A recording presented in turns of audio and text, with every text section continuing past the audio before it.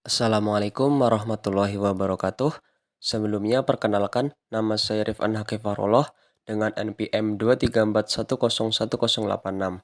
Di video kali ini saya akan menjelaskan alasan mengapa kedelapan aspek yang berkaitan dengan upaya mencapai ketahanan pangan dapat meningkatkan ketahanan pangan. Dan juga saya akan menyebutkan program-program yang ada di Indonesia yang berkaitan dengan 8 aspek tersebut beserta teori-teori yang ada. Yang pertama yaitu memperbaiki mata pencaharian dengan fokus pada produktivitas pertanian. Meningkatkan mata pencaharian dengan fokus pada produktivitas pertanian adalah langkah strategis yang tidak hanya meningkatkan kesejahteraan petani, tetapi juga memperkuat ketahanan pangan.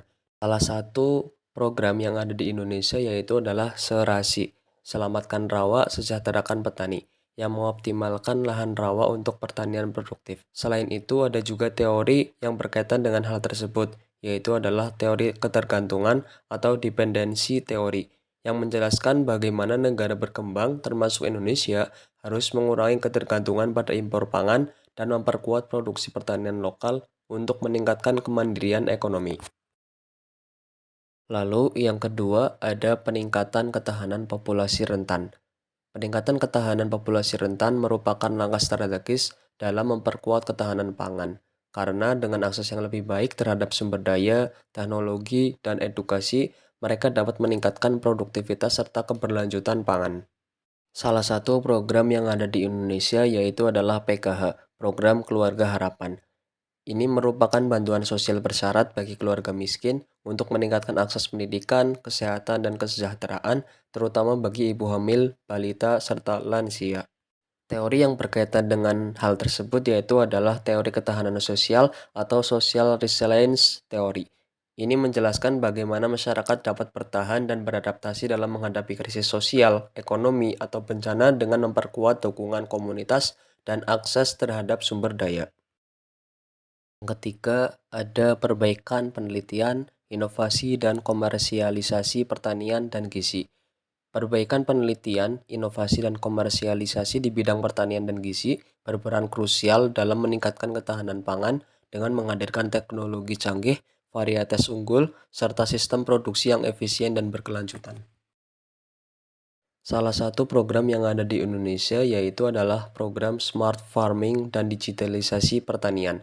Kementerian Pertanian mengembangkan pertanian berbasis teknologi digital seperti pemanfaatan Internet of Things dan aplikasi pertanian pintar untuk meningkatkan efisiensi dan produktivitas.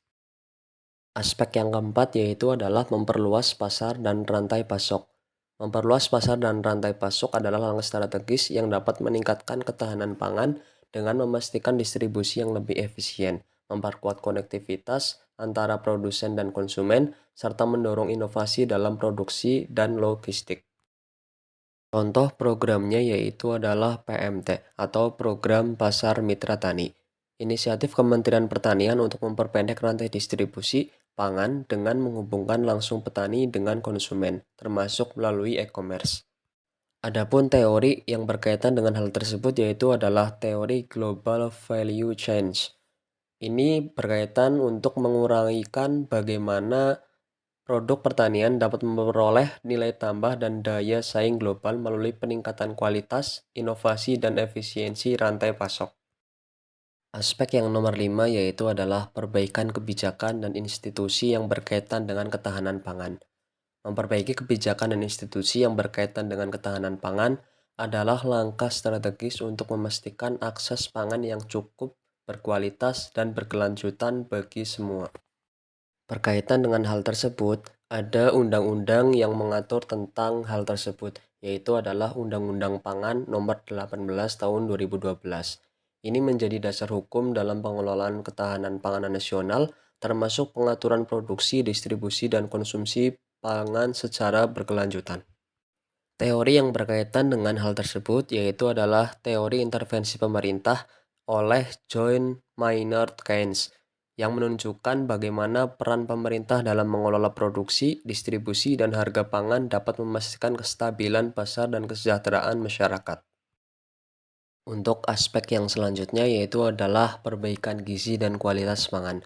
Perbaikan gizi dan peningkatan kualitas pangan berperan penting dalam memperkuat ketahanan pangan, memastikan setiap individu mendapatkan asupan yang sehat dan juga bergizi. Salah satu program yang mungkin kita sudah sering mendengarnya yaitu adalah Program Nasional Percepatan Penurunan Stunting atau Stranas Stunting. Upaya ini adalah upaya pemerintah untuk mengatasi masalah stunting melalui intervensi gizi spesifik dan sensitif, termasuk pemberian makanan tambahan bagi ibu hamil dan balita. Salah satu teori yang sudah terkenal yaitu adalah teori gizi seimbang atau Balanced Nutrition Theory. Ini menekankan pentingnya keseimbangan antara makronutrien, karbohidrat, protein, lemak, dan juga mikronutrien, yaitu adalah vitamin, mineral, untuk kesehatan optimal. Aspek yang nomor 7 yaitu adalah perbaikan manajemen sumber data dan juga adaptasi perubahan iklim.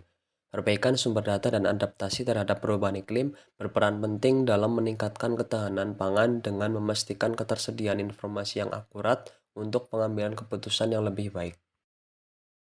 Program yang ada di Indonesia yaitu adalah program pertanian berkelanjutan berbasis agroekologi.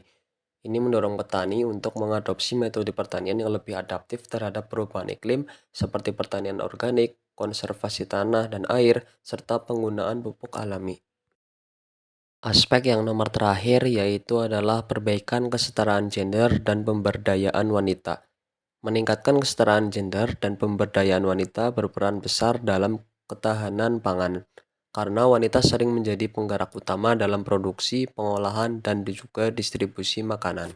Untuk program yang ada di Indonesia yang berkaitan dengan hal tersebut yaitu ada Program Pemberdayaan Perempuan Kepala Keluarga atau PK.